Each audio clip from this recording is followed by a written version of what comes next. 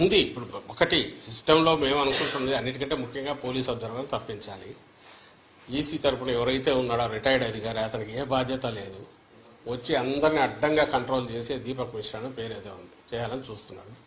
దానివల్ల కొంతమంది అటు లీనింగ్స్ ఉన్న వాళ్ళు లేదా వాళ్ళ కుట్రల్లో పార్ట్ అయిన వాళ్ళు కొంతమంది ఉండొచ్చు అధికార వ్యవస్థలో, కొంతమంది రికార్డులో ఏం రాస్తారో పై నుంచి ఎలక్షన్ కమిషన్ పరిధిలో ఉంది రేపు కౌంటింగ్ అయ్యేంతవరకు కాబట్టి కోడ్ ఉన్నంతవరకు అనే భయంతో కూడా వాళ్ళ దీనికి లొంగి చేయొచ్చు. కాబట్టి అందరు అధికారులను కేవలం ఎలక్షన్ కమిషన్ పరిధిలో ఉంది కాబట్టి అధికార యంత్రాంగం అంతా అట్లా ఉందని మేమైతే అనం. అదేదో కొంచెం ఎందుకంటే చూసాం 5 ఏళ్ళు ఇది ఇటాల్ రౌతు కొద్ది గుర్రం అన్నట్టు ఎవరు కంట్రోల్ చేస్తున్నారో, ఎవరైతే పైన ఉంటారో వాళ్ళ మీద కంట్రోల్ చేసేవాళ్ళు దానికి తగినట్టు బ్యూరోక్రసీ పనిచేస్తుంది. చిన్న చిన్నవి పొలిటికల్ ఉండేవాళ్ళు కొంతమంది ఉండొచ్చు. అయితే దాన్ని ఆసరా చేసుకుని ఎలక్షన్ కమిషన్ పరిధిలో ఉంది కాబట్టి తెలుగుదేశం పార్టీ కొంతమంది వాళ్ళ ఏజెంట్ లాంటి వాళ్ళను వాళ్ళకు లొంగినంలో పెట్టుకుని, కొంతమంది ఈ ప్రాసెస్లో వీళ్లతో గొడవ ఎందుకో ఎలక్షన్ కమిషన్ ఏం రిమార్క్స్ రాస్తుందని భయపడి కొంతమంది అధికారులు దానికి ఇచ్చేసింది. మాకు కావాల్సిందల్లా ఏంటంటే ఒక ఫేజ్ అయిపోయింది. వైఎస్ఆర్సీపీకి సంబంధించినంత వరకు పీస్ఫుల్ ఎలక్షన్స్ పోలింగ్ అండ్ పీస్ఫుల్గా అన్నీ జరిగితే అంటే అడ్వాంటేజ్. ఎందుకంటే మేము స్ట్రైట్ పాలిటిక్స్ ప్లే చేసేవారు, కుట్రలు తెలియదు, ఓపెన్గా ఉంటాం పార్టీ యాజ్ సచ్. ఎందుకంటే లీడర్ అట్లా ఉంటాడు కాబట్టి దాపరికాలు ఉండవు.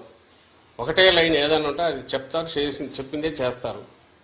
ఇన్ని ఉన్న వాళ్ళము మేము ఒకరిద్దరు అధికారుల మీద డిపెండ్ అయ్యో లేక అధికారుల వ్యవస్థను లోపరుచుకోనో వ్యవస్థను మేనేజ్ చేయడం ద్వారానో ఏదో చేయాలని అయితే మా పార్టీ ఎప్పుడు అనుకోదు, మా నాయకుడు ఎప్పుడు అనుకోడు. అది అందరికీ ఈ 10-12 ఏళ్లలోనే ప్రజలకు కూడా అందరికీ అవగతమైంది.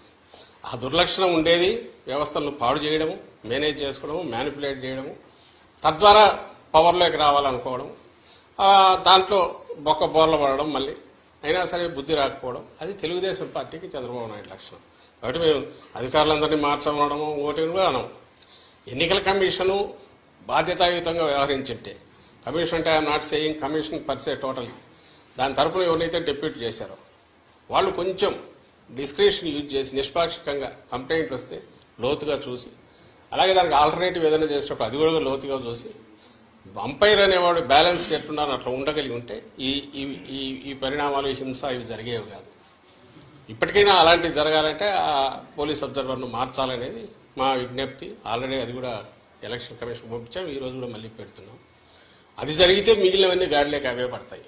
అండ్ కౌంటింగ్లో అట్లా మాది శక్తివంతమైన పార్టీ, గట్టిగా ఉంటారు, అందరూ ఏజెంట్లు ఎక్కడికెక్కడ కూర్చుంటారు. మేమే అధికారాన్ని నమ్ముకొని దాని ద్వారా ఏదో చేయాలనుకునే వాళ్ళం కాదు.